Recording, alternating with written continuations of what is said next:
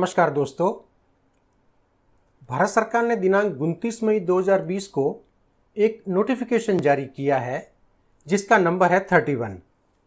इस नोटिफिकेशन में assessment year 2020-2021 के लिए ITR फॉर्म्स यानी income tax return forms notify किए हैं।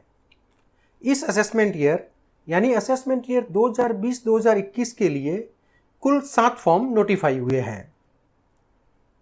इससे पहले आयकर विभाग ने कोरोना महामारी के मद्देनज़र आयकर नियमों में किए गए बदलाव को शामिल करने के लिए ITR 1 तथा ITR 4 जो जनवरी 2020 में नोटिफाई किए गए थे को वापस ले लिया था।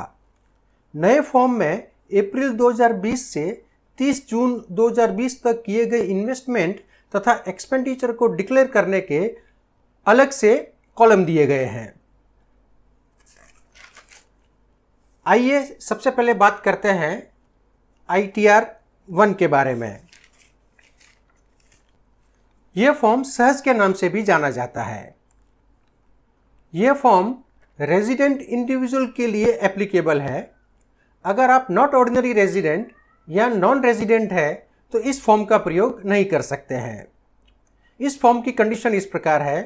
पहली कि आपकी इनकम सैलरी या हाउस प्रॉपर्टी जिसमें सिर्फ एक ही हाउस प्रॉपर्टी शामिल हो सकती है तथा अदर इनकम जैसे कि इंटरेस्ट इनकम इत्यादि। तथा दूसरी कंडीशन है कि आपकी टोटल इनकम 50 लाख से ज़्यादा नहीं होनी चाहिए। यानी आपकी इनकम में सिर्फ सैलरी इंक्लूड हो सकती है। अगर हाउस प्रॉपर्टी की इनकम है तो सिर्फ एक ही हाउस प्रॉपर्टी तथा इंटरेस्ट वगैरह की इनकम शामिल हो सकती है। उनके लिए ये फॉर्म एप्लीकेबल होता है। साथ ही यह फॉर्म उनके लिए भी एप्लीकेबल नहीं है जो किसी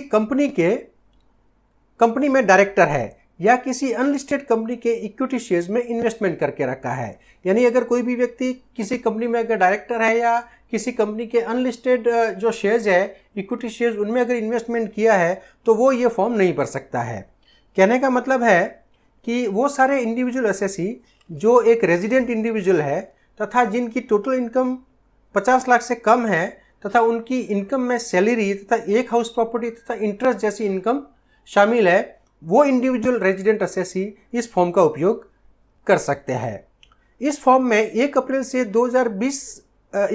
2020 से 30 जून 2020 के दौरान जो भी आपने इन्वेस्टमेंट किए हैं उनका भी डिडक्शन लेने के लिए अलग से स्पेस दिया हुआ है। उसमें वो आप डिटेल भर के उसका डिडक्शन आप क्लेम कर सकते हैं।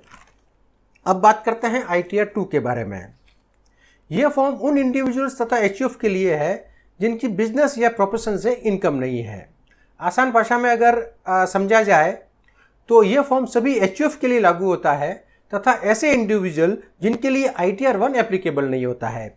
जैसा कि मैंने आपको बताया कि ITR 1 certain category of individuals के लिए एप्लीकेबल होता है, यानी जिनकी इनकम 50 लाख से कम होनी चाहिए या एक हाउस प्रॉपर्टी की इनकम ही होनी चाहिए। तो ITR 2 है वो उन लोगों के लिए एप्लीकेबल है जिनकी इनकम जो है वो 50 लाख से या तो ज़्यादा है या फिर उनके पास में एक से ज़्यादा हाउस प्रॉपर्टी है जिसकी वो इनकम डिक्लेयर करते हैं या कैपिटल गेन है या और इस तरह की कोई दूसरी इनकम है तो उसके लिए ITR 2 एप्लीकेबल होता है। अब बात करते हैं ITR 3 के बारे में।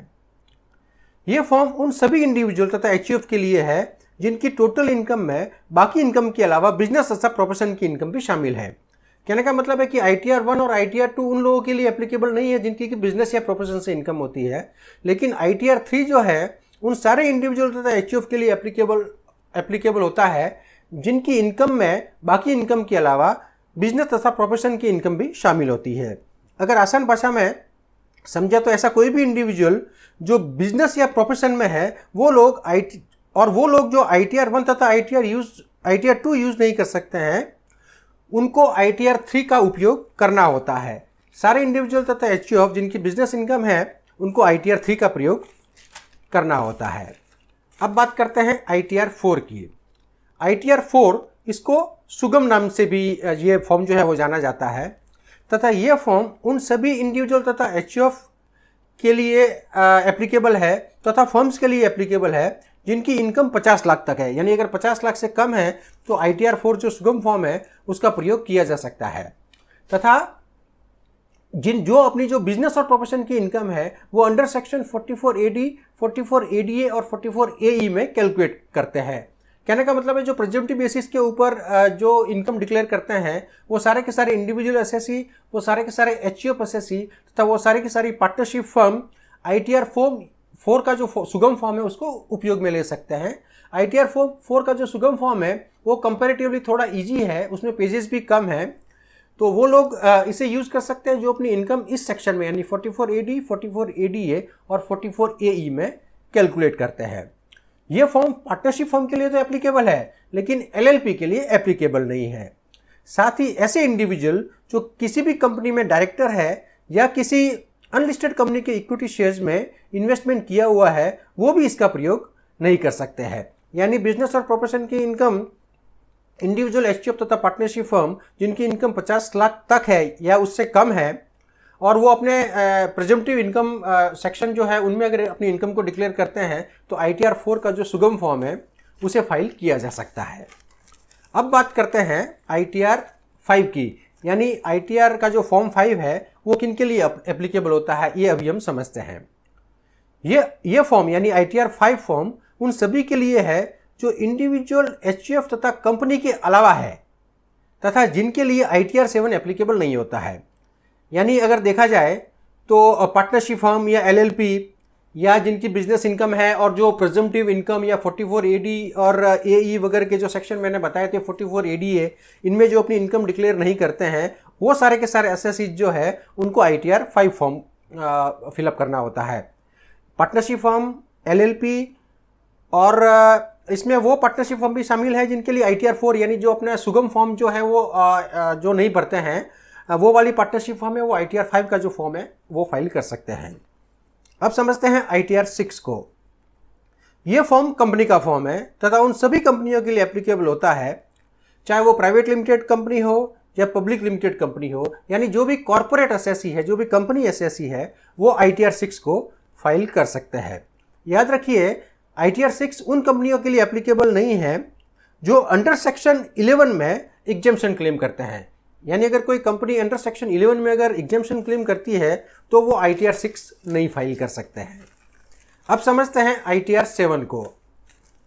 ITR 7 उनके लिए एप्लीकेबल होता है जो अपना income tax return under section 139(4)(a), इसमें 4 सेक्शन दिए हुए हैं, under section 139(4)(a), under section 139(4)(b), under section 139(4)(c) या फिर अंडर सेक्शन 139(4)(d) में भरते हैं। कहने का मतलब है कि ये ITR 7 उन सभी एसएससीज के लिए एप्लीकेबल होता है जैसे कि जो चैरिटेबल ट्रस्ट होते हैं, NGOs होते हैं, पॉलिटिकल पार्टीज होती है या फिर ऐसी एंटिटी जो होती है जो अंडर सेक्शन 10 में एग्जेम्पशन क्लेम करते हैं, वो सारे के सारे टैक्स पेयर या वो एसएससीज ITR का जो फॉर्म 7 है उसे फाइल कर सकते हैं। यानी उनको यही फॉर्म फाइल करना होता है, उनके लिए सिर्फ ये एक ही फॉर्म स्पेसिफाई किया होता है।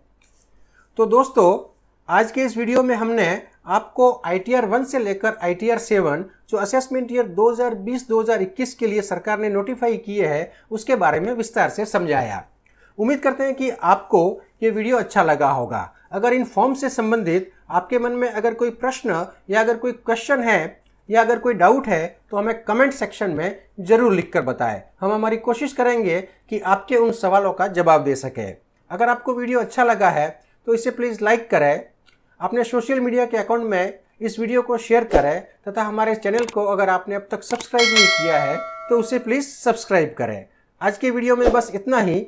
बहुत बहुत धन्यवाद।